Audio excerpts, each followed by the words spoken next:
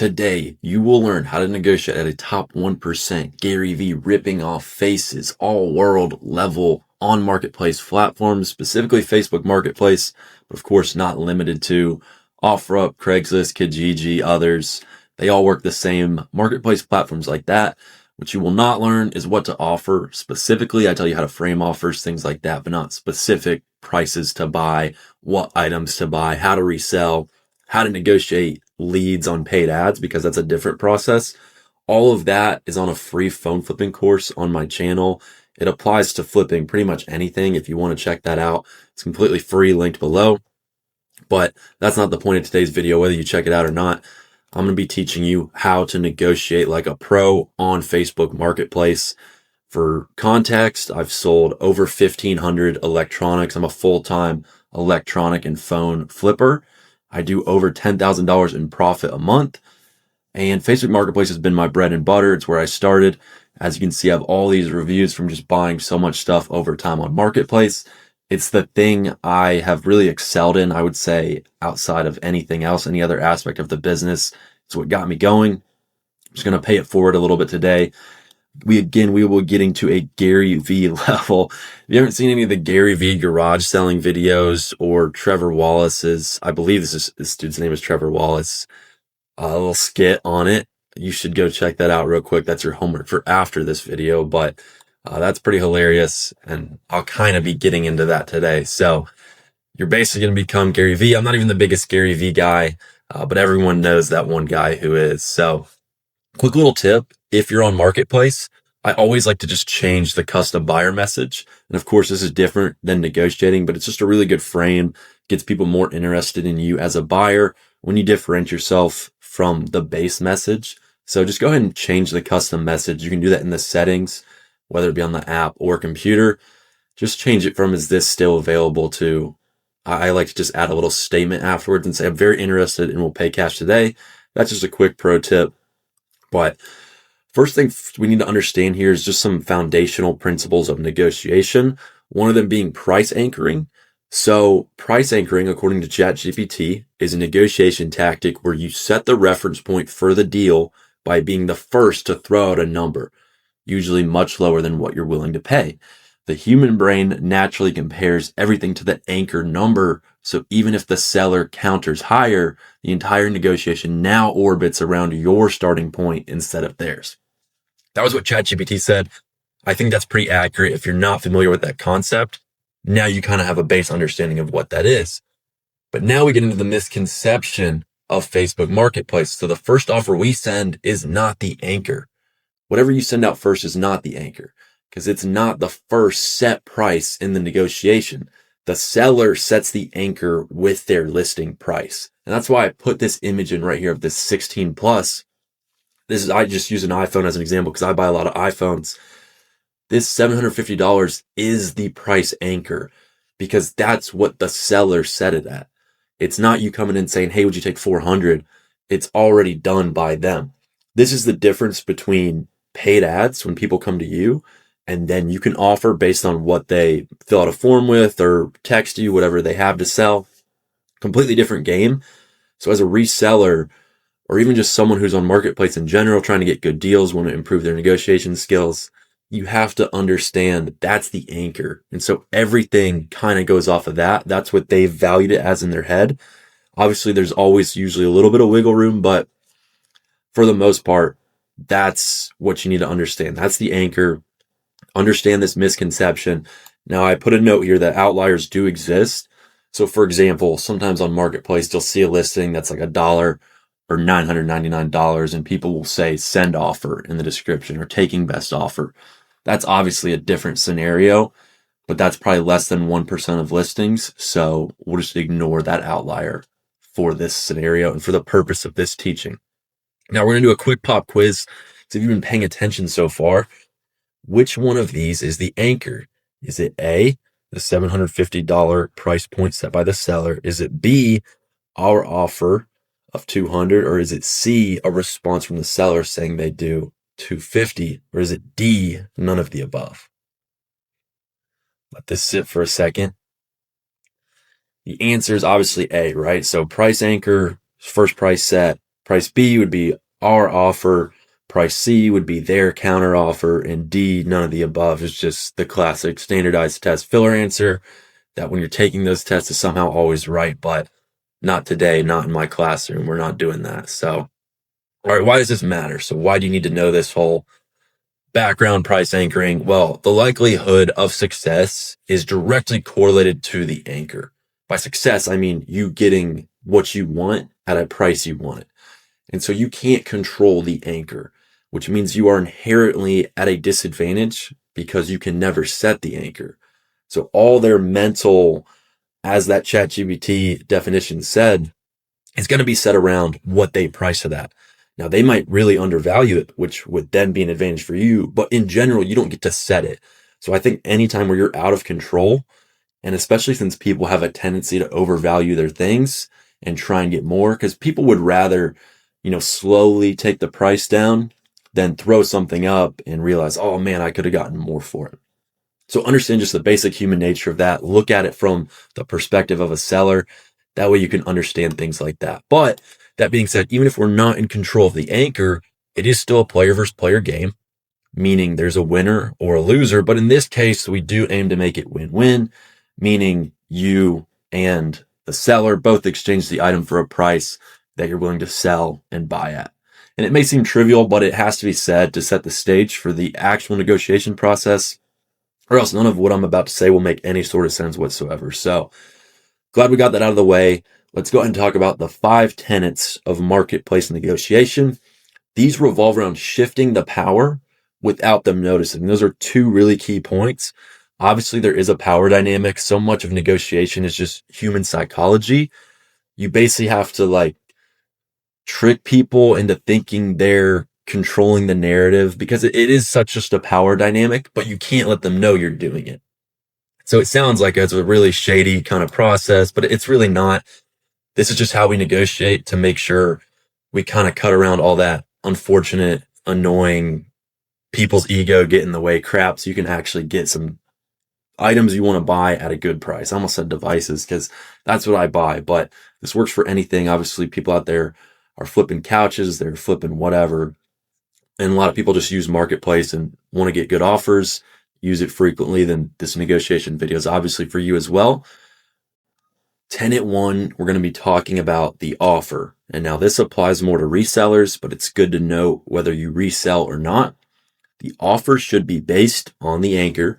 And if you see the item is priced below market value and will sell fast, then you should never negotiate over the phone. And the reason for this is because someone else will pay full price and they'll still profit. This is why I say it applies more to resellers. But even if you're just someone who's buying stuff on Marketplace frequently for yourself, understand if something is significantly underpriced, you should not be trying to negotiate them down even more because someone will come in and just buy it because it's a great deal already. Great deals go quickly. It doesn't matter. If you throw a Lambo up on Marketplace for $1,000, you're not going to sit there and be like, oh, would you take 500, right? So that's why we don't do that. However, there's still ways we can negotiate in person, rip their faces off, as Gary Vee would say. We'll get into that. But if it's priced at or around market value, just be aware of being greedy. But this is where you can get some of your best profits from negotiation. This is the ones that, outside of obviously the really great deals, which are more rare, stand out to me because this is typically where you're going to see most of the items fall into, right at around, slight variation, but generally speaking, market value. And that's where you have some wiggle room to negotiate. And that's where the money comes from typically. And then of course you have some that are way overpriced and you'll have a more difficult time because since the anchor is the reference point and your offer will obviously be much lower because you're probably trying to get it for under market value. Understanding this is the key to identifying profitable deals effortlessly because it's just basic human psychology. No one wants to put something up that they think is worth 800. And even though it's only worth 400 and because of that, you're going to offer 300. Well, the person who thinks it's worth 800 is going to think you're trying to just completely rip them off offering 300. But that's not even necessarily the case. And so when I'm scrolling through Facebook Marketplace, I do it first thing every morning, go through Marketplace and OfferUp. And especially now with Marketplace where you can't send out as many messages, you have to kind of just filter through your mind which ones are the most likely to succeed.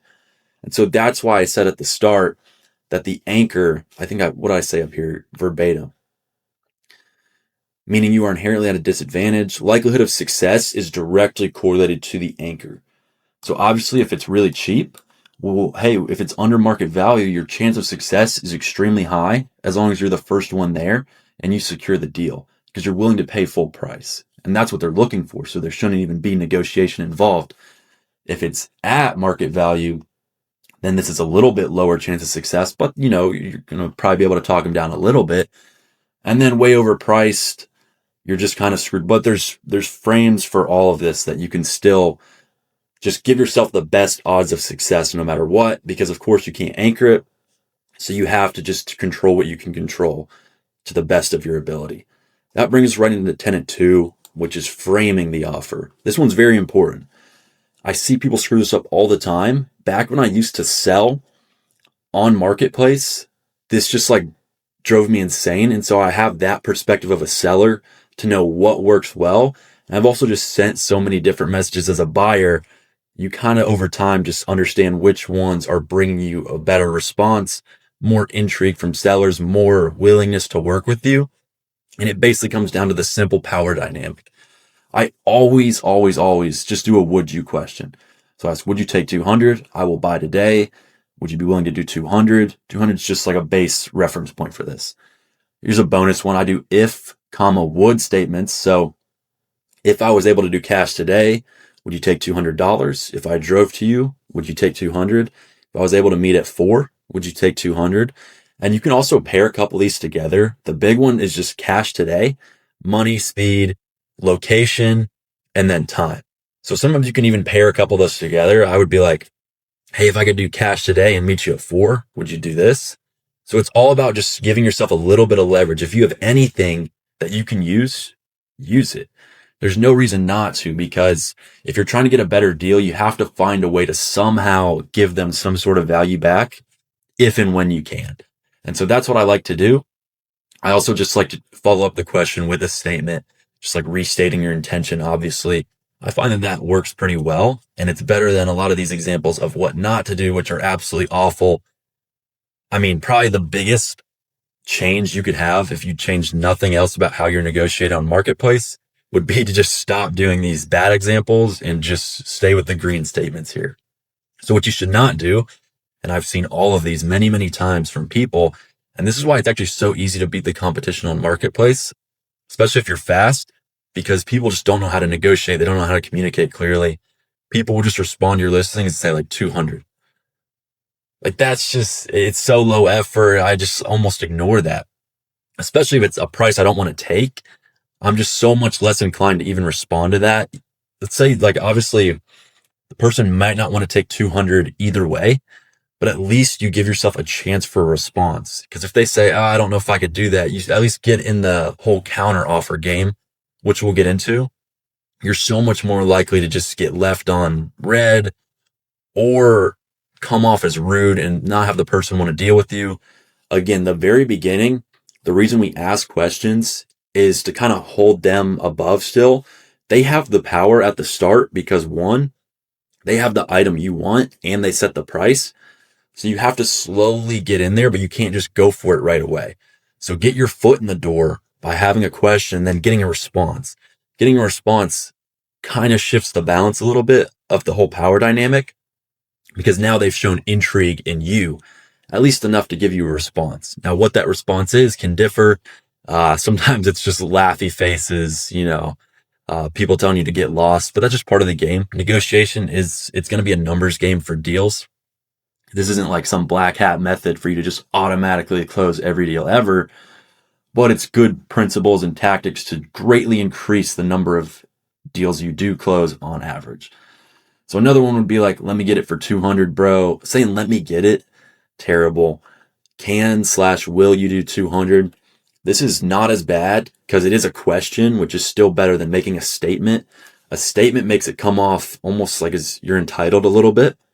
Question is more like just general intrigue. And again, it keeps them on the top of the power dynamic for now. Saying, will you do 200? I don't like this one as much as would you, because saying, will you and can you, I don't know. I think like if you just say those out loud, you can hear there's just a little bit that's not quite as good. And even if you put yourself in the perspective of the seller, I think I would rather hear the, would you take 200? Because it's more of just like an innocent, hey, like, would you, no harm in asking kind of vibe, right? Another thing that I screwed up a lot is I would always just say like, hey, I can do 200 for it. Well, that works for paid ads when people are coming to you and then you tell them what you can pay, because that's how it works. You don't ask a customer who's coming to you. Like if you were going to, what's a good example? Like a chiropractor, and they were giving you a quote and they'd be like, would you take $200 for this adjustment? They're asking the customer. You see how weird that sounds? But of course, in this situation, it's different. So that's why it's framed differently than someone coming into you, if that makes sense. When leads come to you, it's just a completely different dynamic. But anyways, without going too much on that, now we'll go into counteroffer. So you understand the offer, how to frame it.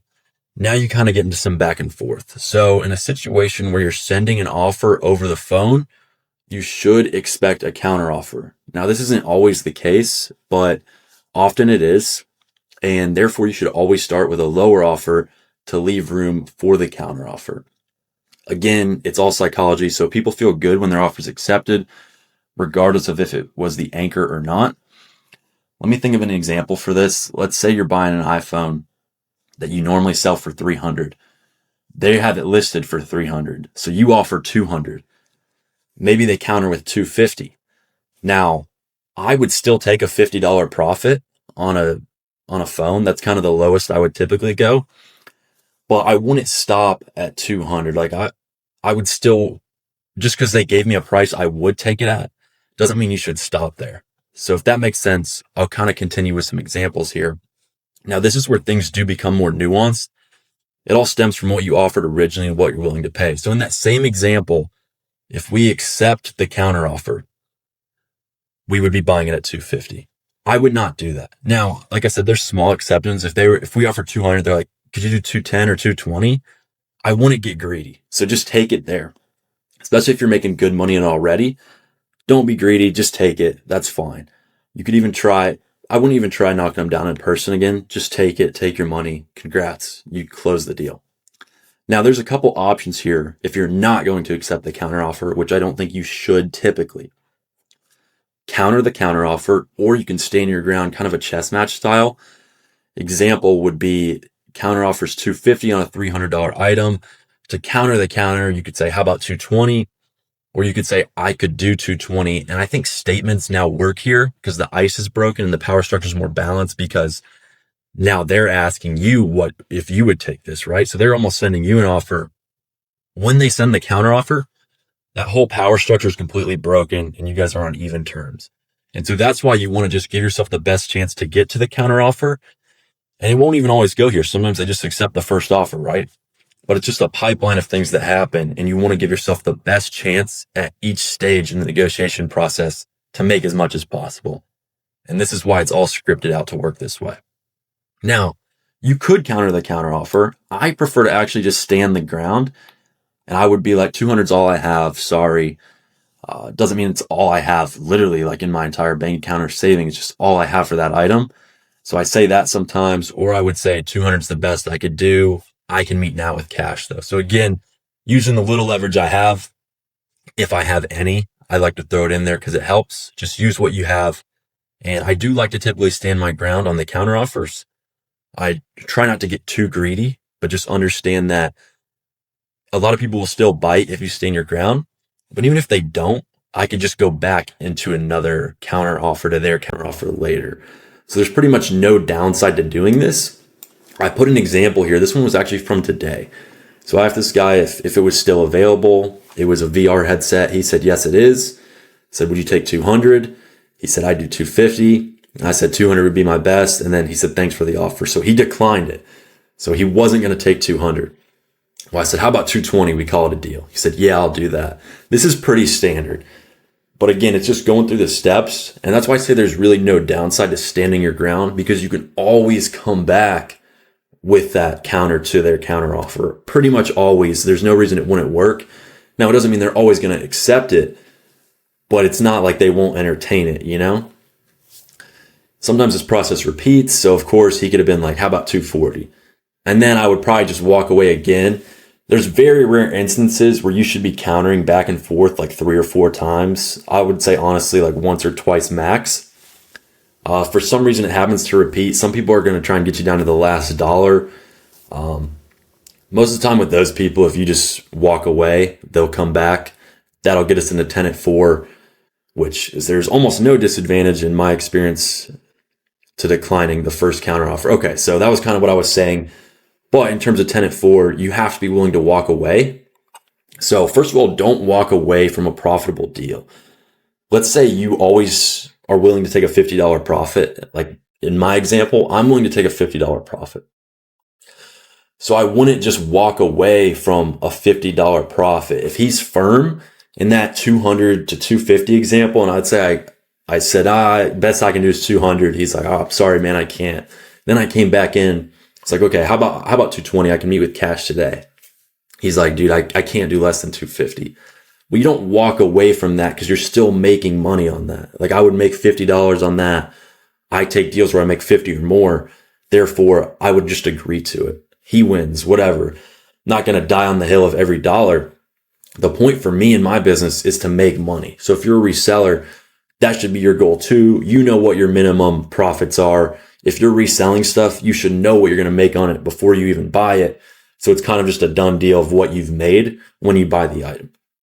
Now, obviously you wouldn't walk away from a profitable deal just for the point of walking away, but you should be willing to, and you will have to walk away from bad deals.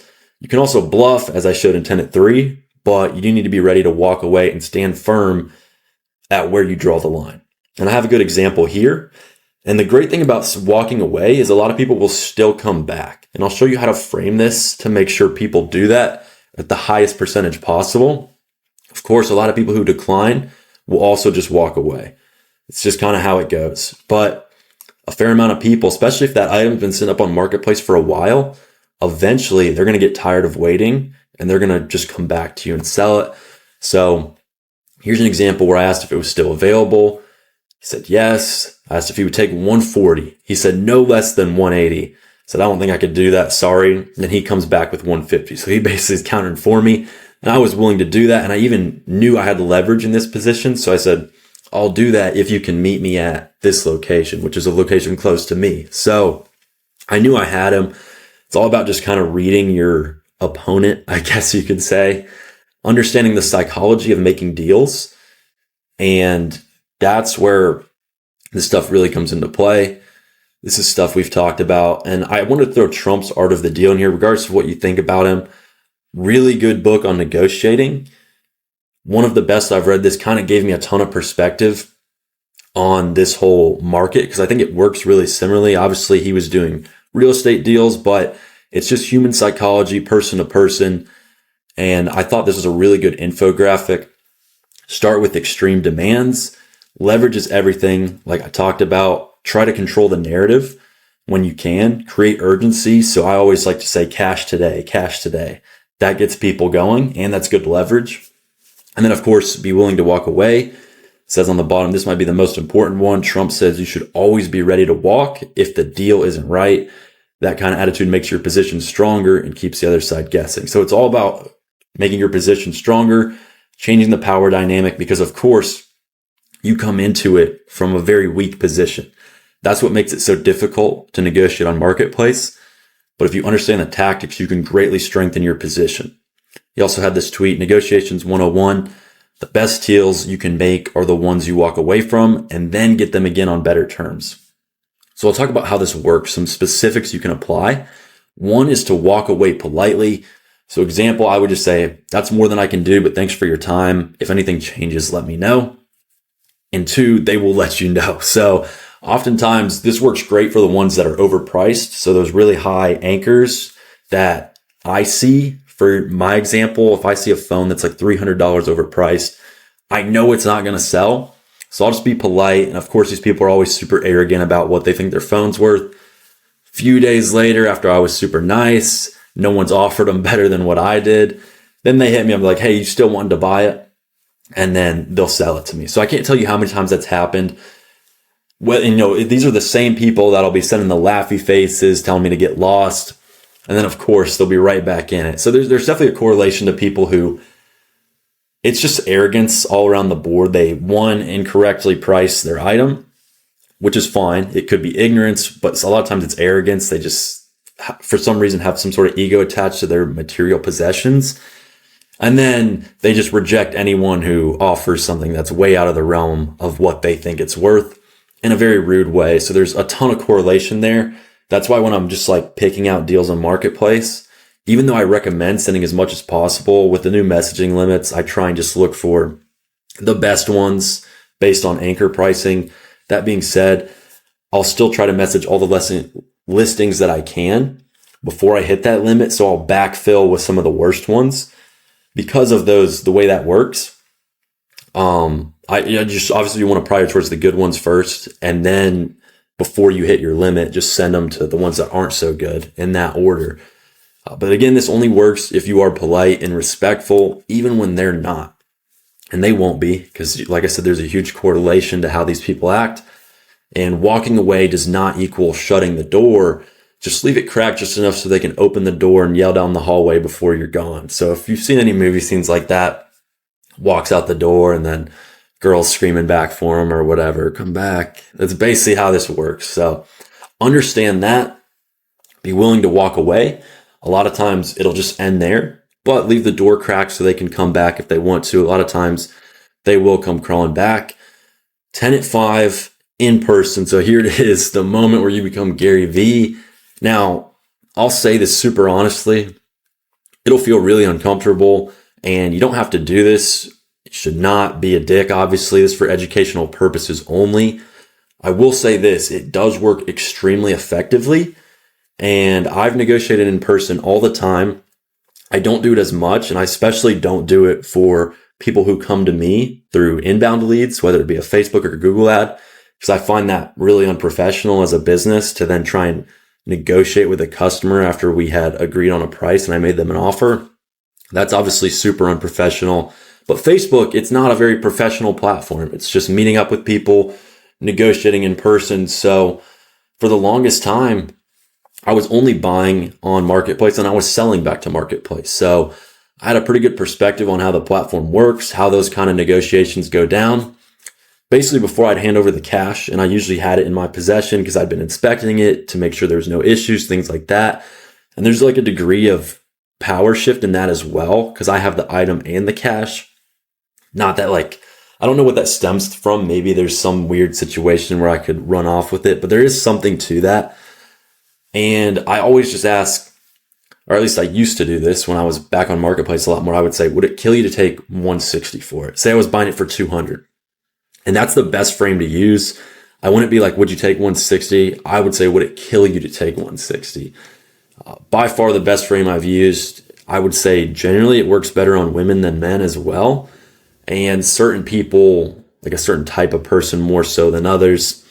Like if I'm meeting up with a police officer, like super tough guy who's giving me the firmest handshake ever, probably not, but that's fine. You'll get a feel for it eventually, and you should try it with everyone. Worst they can say is no.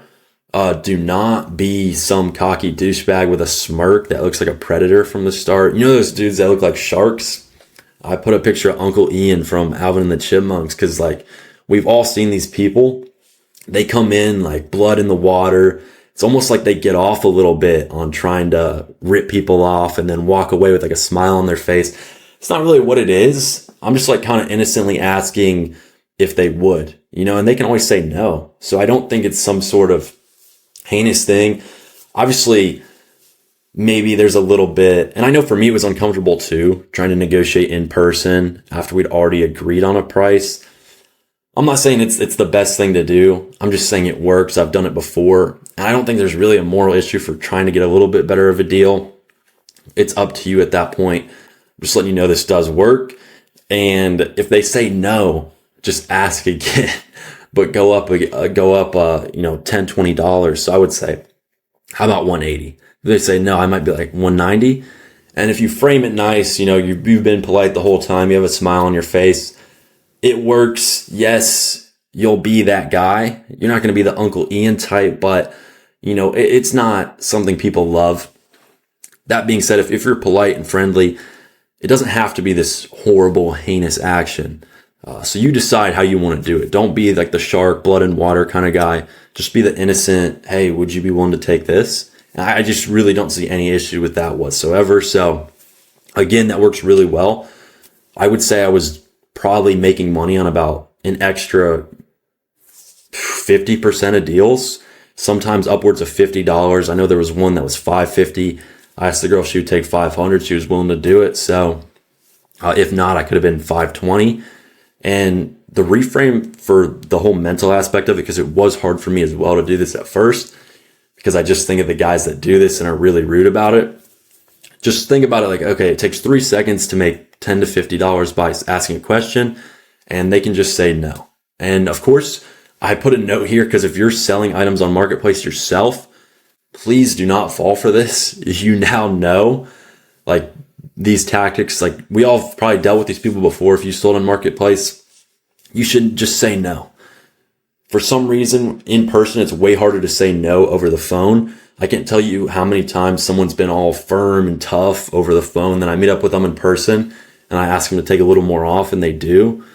So don't fall for the sharks coming to you in person. If you sell on Marketplace, you should say no because someone's already agreed to that price. And you should expect to hear a lot of no's if you're asking. I just don't think it can hurt to ask. That's why I throw that in there. Yeah, maybe it's not your favorite thing to do, like I've said a million times, but it's very effective. So I just had to throw it in there because if I'm going to give a little crash course on negotiation, it would be wrong for me not to include that. With that being said, congrats. You've just graduated Facebook Marketplace Negotiation University. Remember, it's a numbers game. This isn't like a guarantee that you're just going to now get every deal you want. You have to just put in a lot of reps, but I guarantee this will increase the percentages that you close deals if you're doing it right. Now, if you are a reseller, I don't know what you resell, probably phones if you've been watching me, but there's a free course on my channel that has a step-by-step script for all different situations. So I have a free phone flipping course, but there's a negotiation section on that. It's about an hour plus long, just that part of the course. And there's like 3 Google Docs, different situations of negotiation, all different situations that pertain to negotiation on these platforms, step-by-step scripts. So word-by-word stuff you can say. If this was helpful as well, please do subscribe because it took a couple hours to make this video, but it actually took thousands of hours of actual negotiation across tens, if not hundreds of thousands of messages sent. So I would really appreciate that.